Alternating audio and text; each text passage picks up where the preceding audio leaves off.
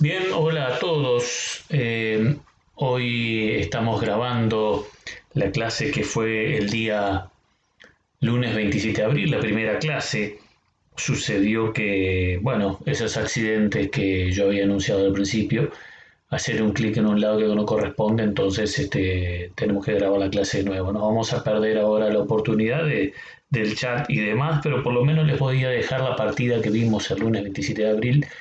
Y si bien esta sesión no tiene la calidez que tiene las clases en vivo, pero por lo menos le hacemos un aporte a las personas que estuvieron mirando la clase y que quieran repasar algún concepto. Esta posición que tenemos delante de nuestros ojos es la partida, pertenece a la partida mía, jugué contra el fuerte jugador de la ciudad de Mercedes, Álvaro Donati. Es importante por dos temas. Primero, siempre comentar una partida propia tiene la ventaja que uno puede decir por lo menos lo que uno pensó, consideró, vio y le puede acercar los conceptos y las ideas y las vivencias a la persona que está escuchando. Y segundo, Álvaro Donati es un fuerte jugador. Entonces la partida tiene sus atractivos. Como pueden saber, esto pertenece a una variante de las Kerpelikan, que la idea fundamentalmente de esta apertura, de esta defensa de siciliana, una siciliana de negras, es la entrega de una estructura deficiente a cambio del par de alfiles y una posibilidad de movilizar los peones centrales. Si las blancas logran evitar que los peones centrales avancen, entonces pueden tener un buen dominio de la posición. Si las negras logran liberarse y mantener una posición dinámica, entonces las posibilidades pasarían para el lado de las negras. Entonces, en resumen, una deficiente estructura de peones de las negras está compensada o estaría compensada o pretenderían compensarla con el par de alfiles y movimiento de la masa de peones centrales. Nosotros decíamos el lunes 27 de abril del 2020 que debemos aprender a leer estructura de peones. Entonces, una de las cosas que veíamos nosotros en esta estructura de peones pintado con rojo están los que podríamos denominar en el del lado de las negras un montón de casillas débiles. Las casillas débiles son aquellas que no pueden estar defendidas por peones, o más bien tienen la obligación de ser defendidas por piezas. Hay casillas débiles importantes que se pueden explotar y otras casillas débiles que son intrascendentes y que yo considero que no son, al no ser importantes o explotables, no podemos considerarlas débiles, ¿no? Si nada se puede hacer o no hay nada para hacer en esas casillas. Bronstein decía que las casillas débiles, cuando uno está en una casilla débil, las casillas que están alrededor también son débiles, porque de esas casillas uno se, se coloca y amenaza distintas cosas. Por ejemplo, el caballo está aquí y bueno, en la teoría de Bronstein diría que un caballo aquí obligaría a las casillas que están alrededor a ser defendidas o protegidas. En este momento la jugada más común es jugar el alfil aquí a E6. En cambio Donati, luego de mi movimiento de caballo E3, derivó el alfil a G6, que es una jugada nueva para mí en ese momento. Una de las preguntas que hacía yo el lunes era en relación a cuál de los dos alfiles era el más importante. Hubo unas votaciones divididas. Recordemos que el lunes había 100 personas en el chat y hubo votaciones de todo tipo.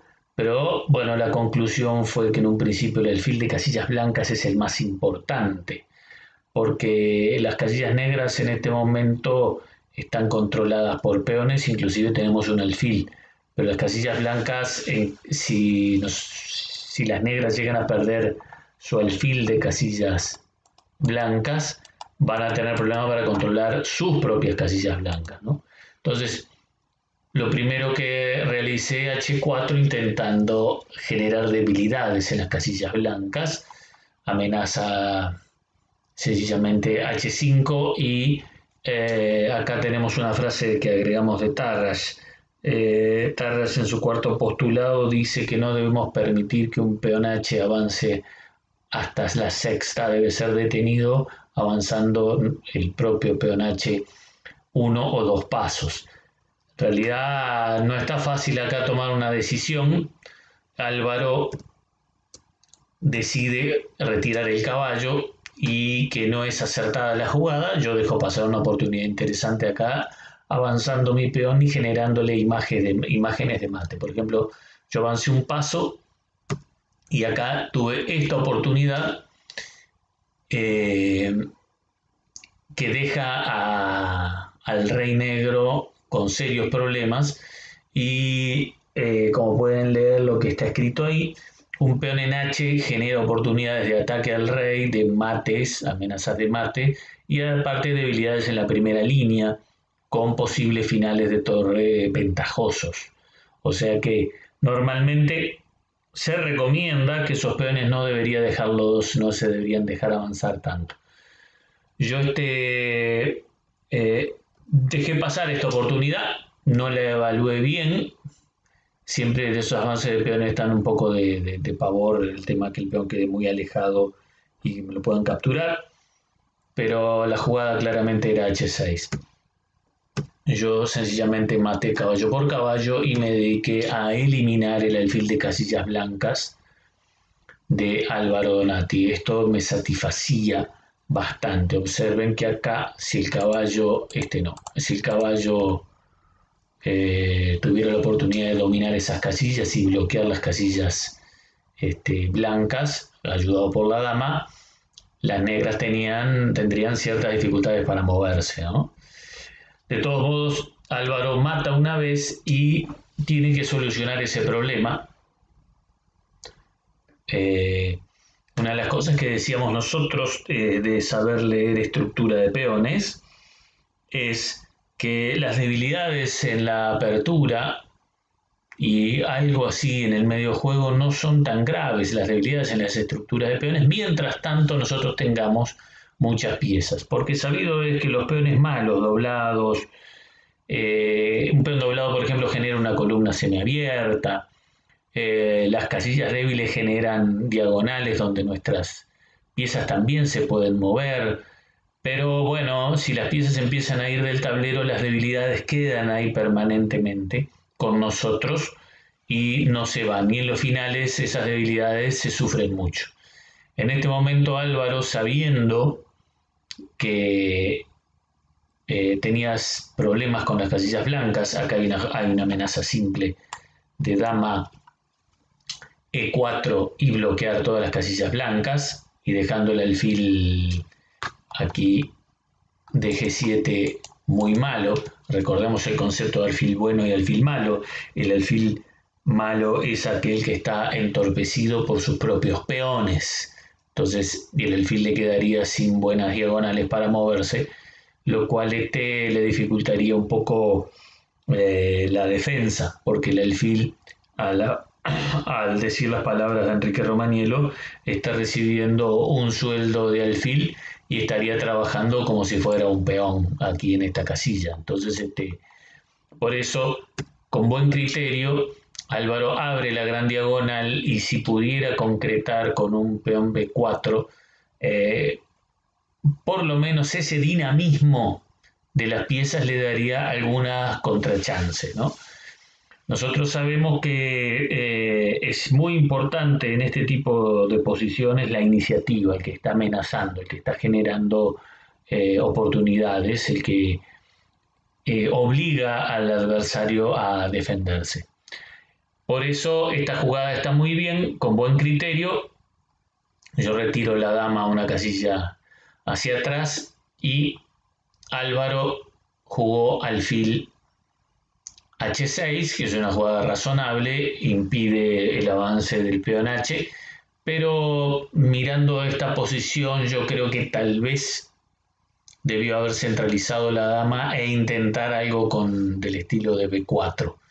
Habría que ver si B4 directo no va, pero yo qué sé, tal vez acá estoy observando que eh, dama E5 parece una jugada razonable. Álvaro juega aquí, pero ahora comienza una batalla por el peón E4. Yo ahora resolví ponerme a trabajar en relación al peón E4, ese que se alejó demasiado de la estructura de peones. Entonces, mi primera idea es traer la torre haciendo una mague, que hay un torre G3 jaque,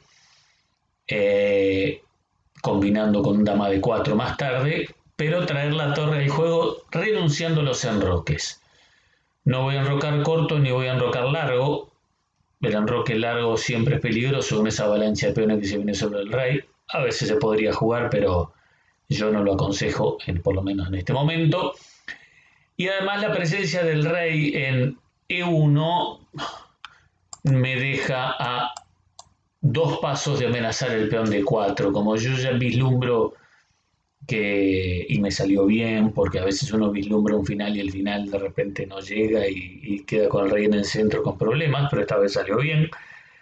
Vislumbro que el rey necesita quedarse en el centro para ir sobre el peón de E4. Álvaro juega muy bien y bloquea con la dama en el centro del tablero. Bueno,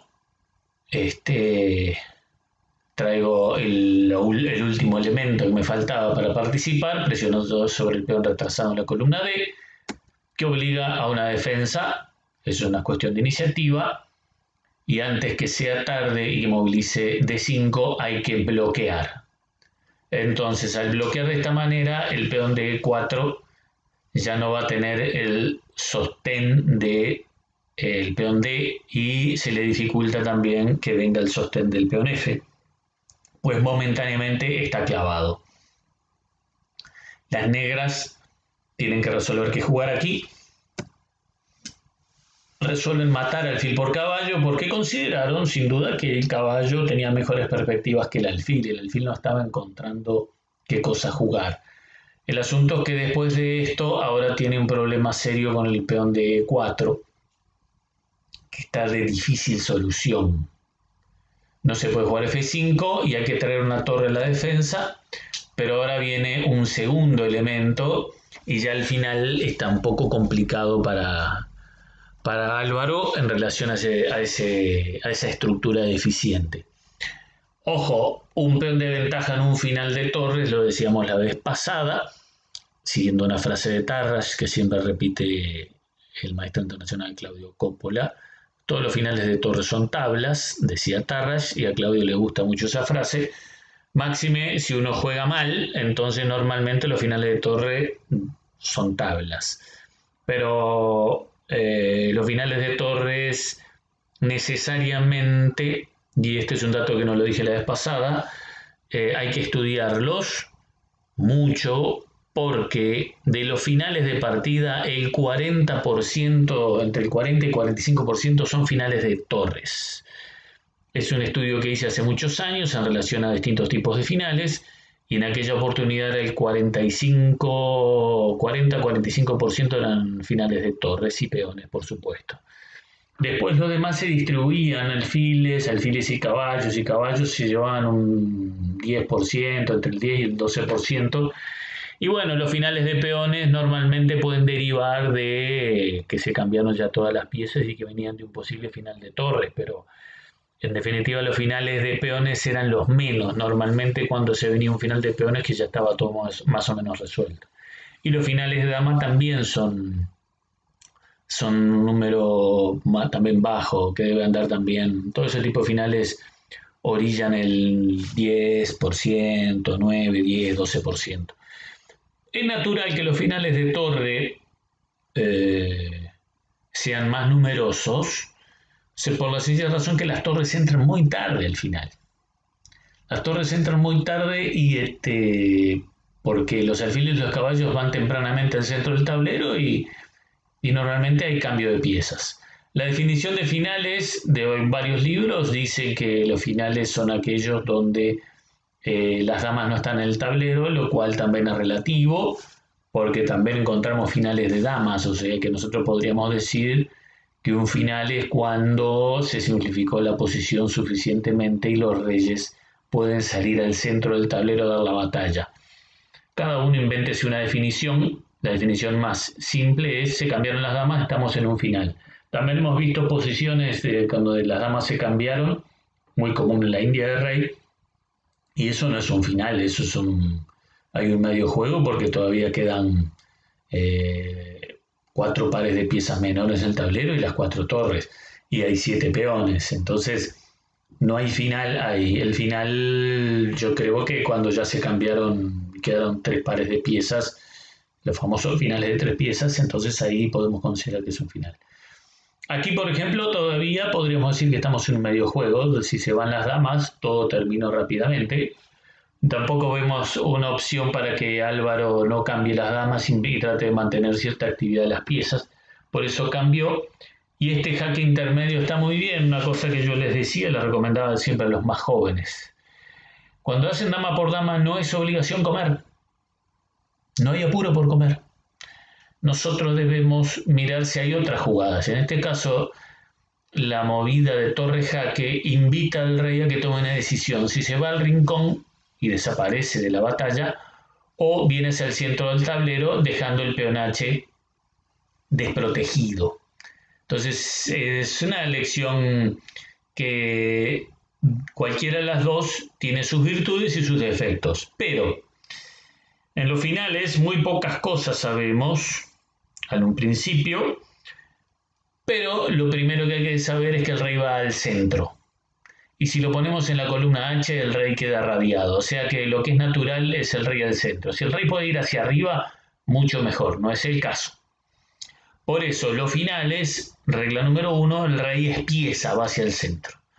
Después hay otra regla importante en los finales, ya que somos muy poquitas piezas, que todas deben participar. Por eso el rey es una de las que tienen que jugar.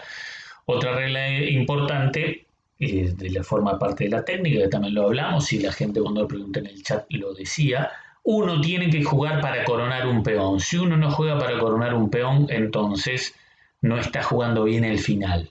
Tiene que elegir cuál es el peón candidato, el peón que va a ir a coronar, y trabajar para que ese peón llegue.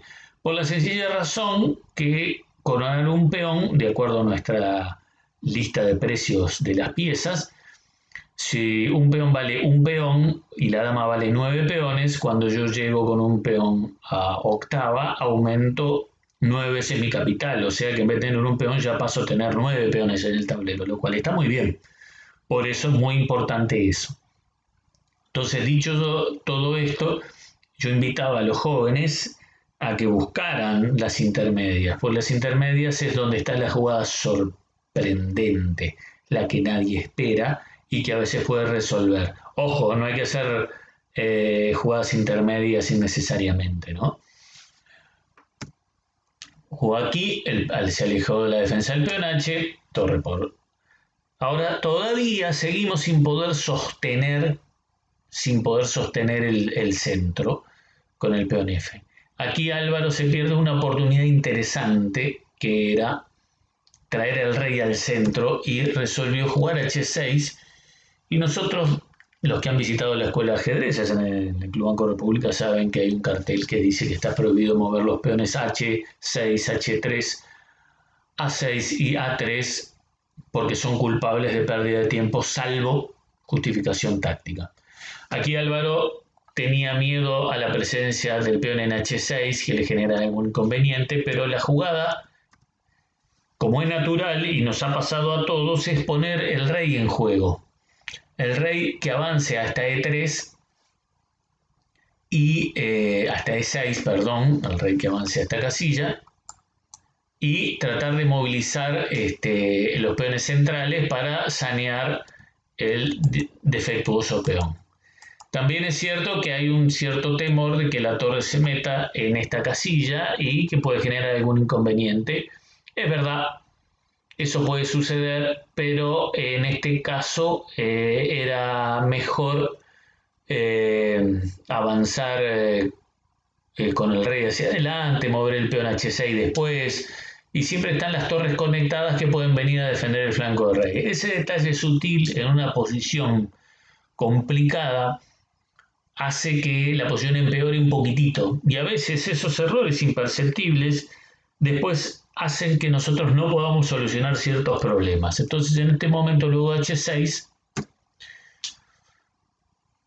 la torre en G4 es una jugada muy fuerte que impide que el rey venga al centro. Entonces, ya ahora el rey no se puede mover, no puede jugar, no puede participar.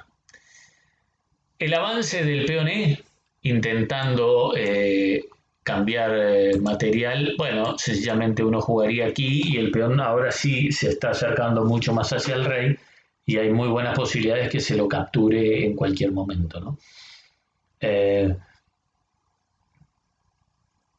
En este momento Álvaro tiene dificultades para encontrar jugadas activas y defendió las bases, defendió H6 y D6, una defensa pasiva, pero libera a su torre para que pueda ponerse a trabajar en alguna otra tarea. Con una sola torre está defendiendo 3 peones y ayuda también a traer al rey hacia arriba y vamos a ver si puede generar algún contrajuego. El rey avanza sobre el peón, o sea que lo que yo había planteado tempranamente eh, esta vez resultó, no siempre resulta, pero esta vez resultó. Álvaro se ubica en la columna semiabierta con una idea de B4 y yo tal vez debía haber jugado A3 para impedir la posible ruptura en B4 y que él se activara. También es posible, no, si se pudo haber jugado tal vez torre de 4, no, todavía no. No, hay que jugar sencillamente como decíamos, hay que jugar A3 y evitar el posible sacrificio de peón para que se activen las piezas de Álvaro Donati, que la torre entre por octava a atacar ya jugado, totalmente jugado, a tener una posición lo más dinámica y activa posible. Porque si la posición se abre, esta torre que ahora está trabajando muy bien, eh, no va a tener oportunidades de entrar en juego fácilmente. Entonces habría que ver si B4 no es una jugada interesante. Aquí luego rey aquí, B4 me parecía que podía funcionar bastante bien, ¿no? Por ejemplo, yo sugería B4 y luego peón por peón entrar en séptima. Y bueno, yo tengo una teoría que la torre en séptima en un final equivale a medio peón. Obviamente porque está vinculado a la actividad de las piezas. No digo que esto vaya a empatar, pero sí digo que complica técnicamente el final.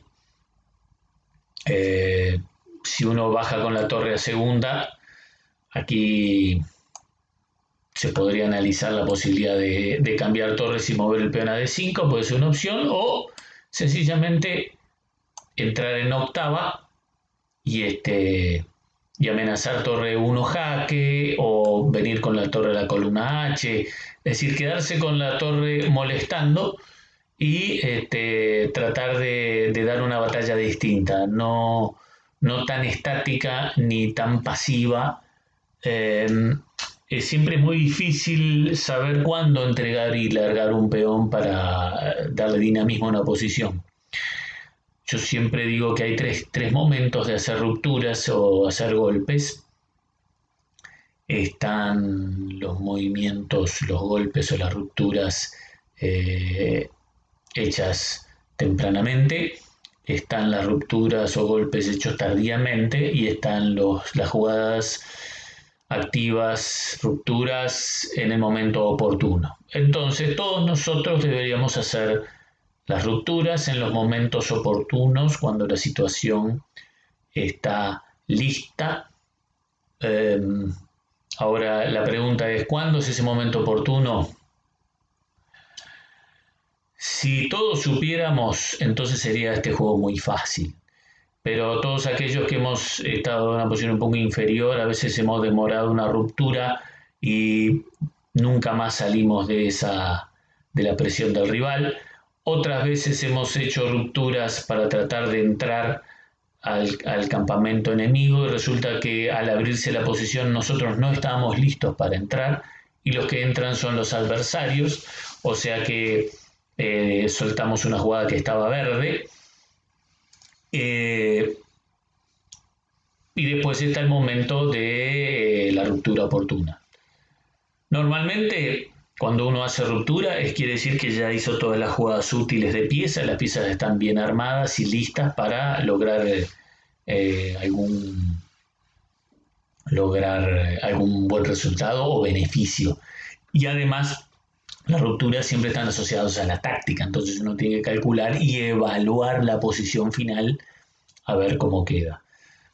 Ahora es muy fácil sugerir B4 porque la partida entró en una posición donde las negras quedaron sin actividad. Entonces, al no tener actividad las piezas y la partida se va a terminar resolviendo de una manera sin sobresaltos, nos lleva a nosotros a pensar que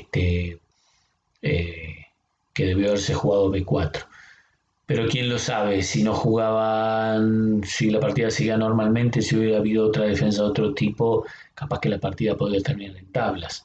En fin, en este momento jugó torre C4 y evitando la posible ruptura, ya controló la última posibilidad de generar oportunidades de contrajuego por parte de las negras.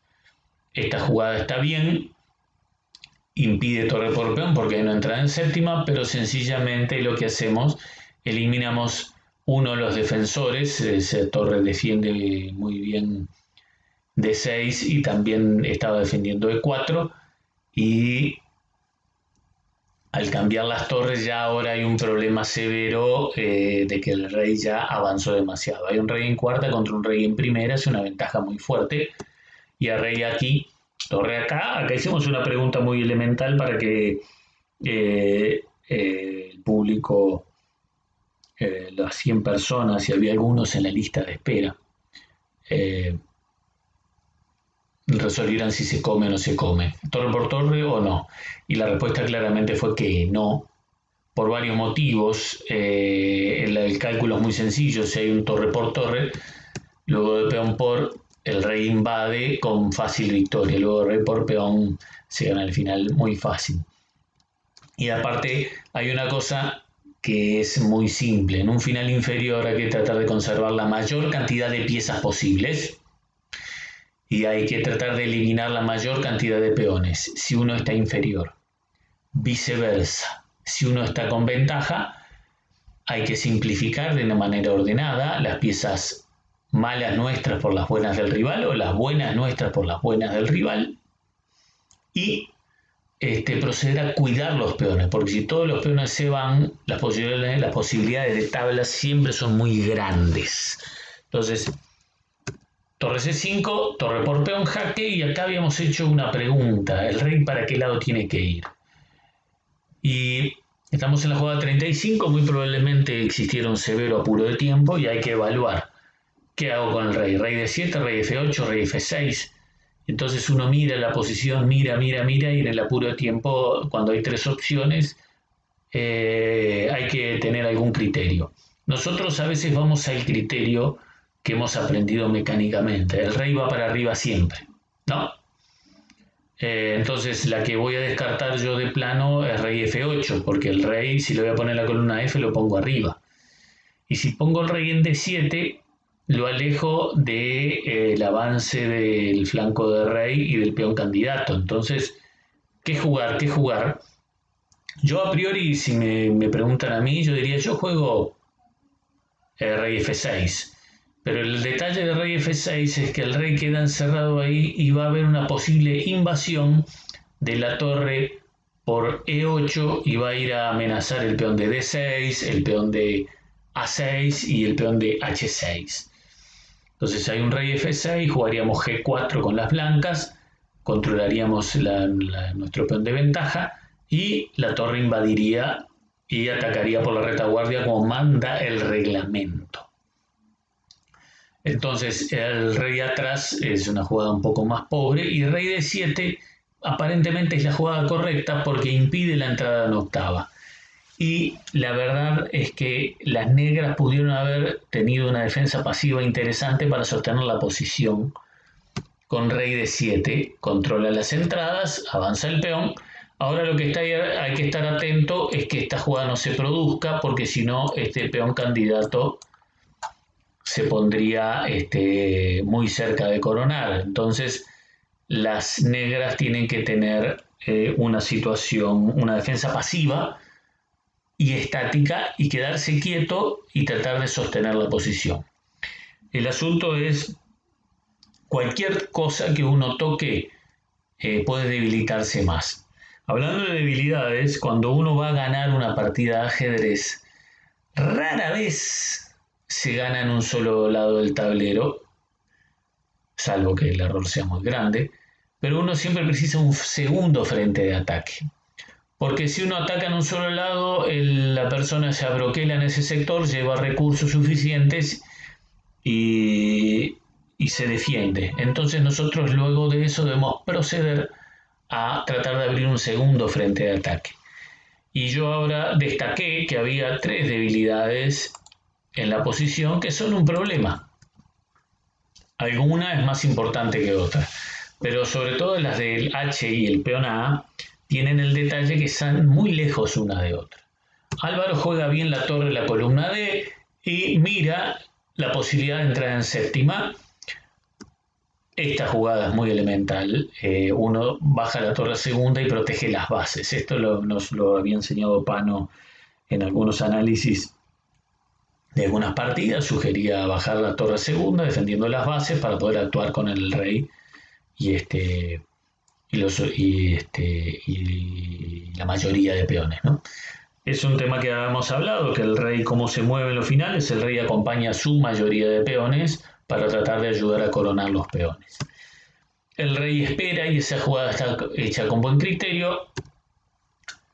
Esta jugada también está bien. Hay una magia de jugar la torre G2 para avanzar con el peón G y además es una jugada muy sana y también da la posibilidad de poner la torre en H2 si el peón H queda libre.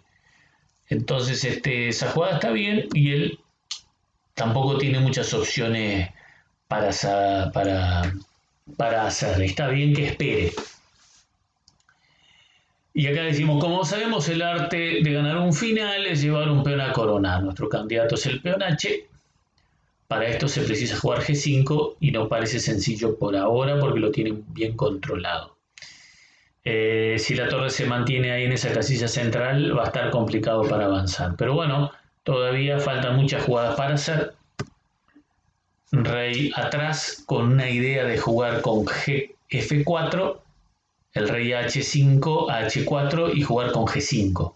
Esa es una idea, o jugar F4 y G5 directamente. ¿De acuerdo?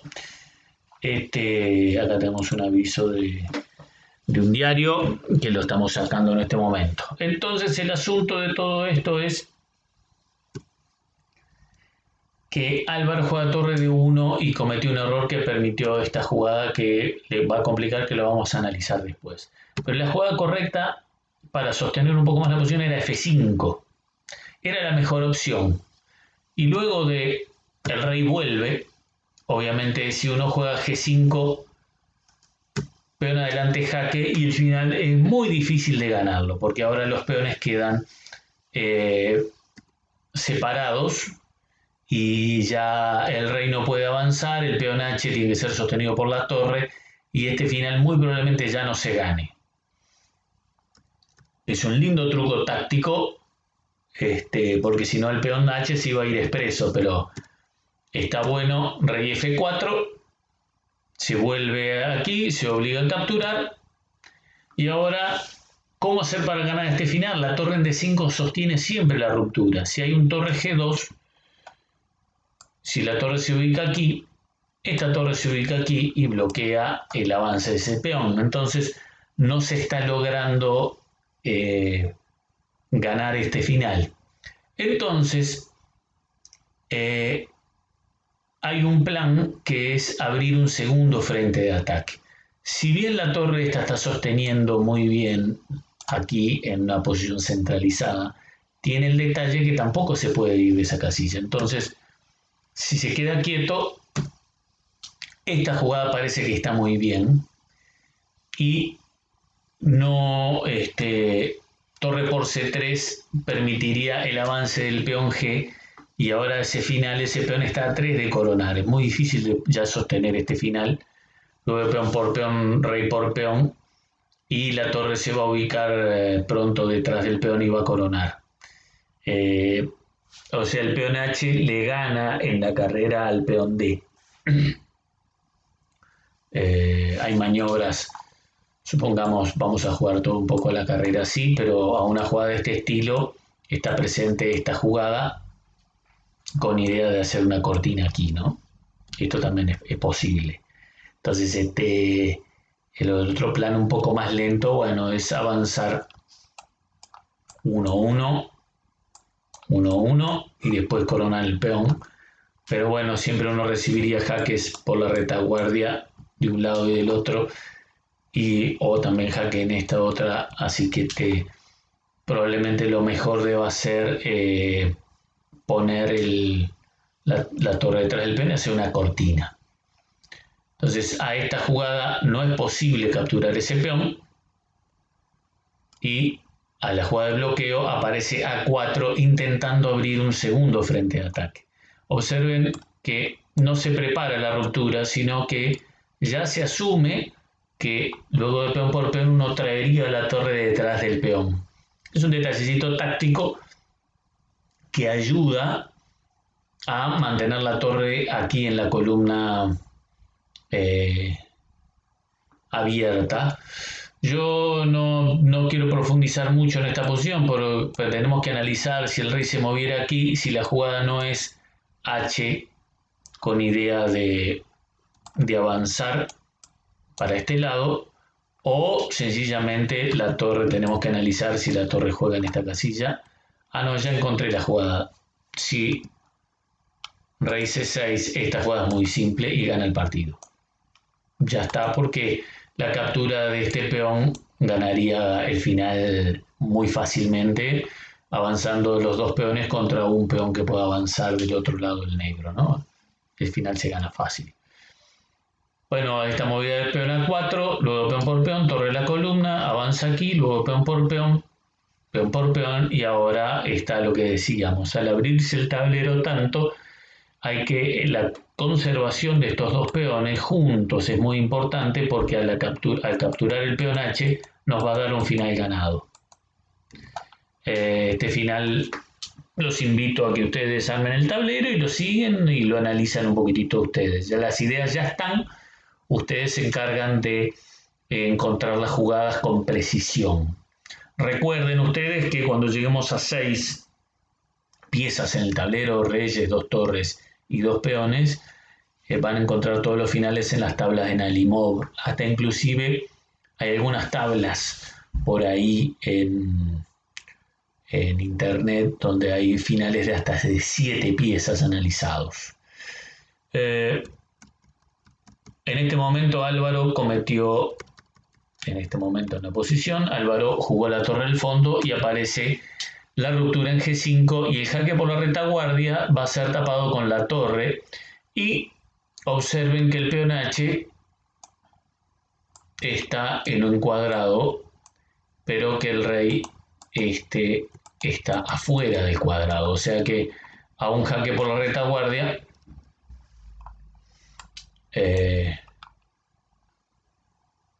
tapamos de torre, mate, mató, y bueno, si peón por peón, este peón corona fácil, y bueno, si viene el rey, ya al final está sencillamente ganado, se gana de varias maneras. Una probablemente sea peón por peón y avanzar con el rey al centro del tablero. Otra opción puede ser sencillamente jugar F4, que F4 es más posicional, ¿no? Peón por peón, si bien uno gana un peón, uno destruye la estructura de peones. Entonces, cada uno elige la manera de avanzar y de ganar un final como quiera, ¿no? Una cosa así de este estilo, bueno, el final está muy ganado, el rey va a invadir a su debido momento, antes hay que tratar de acercar los peones lo máximo que se pueda.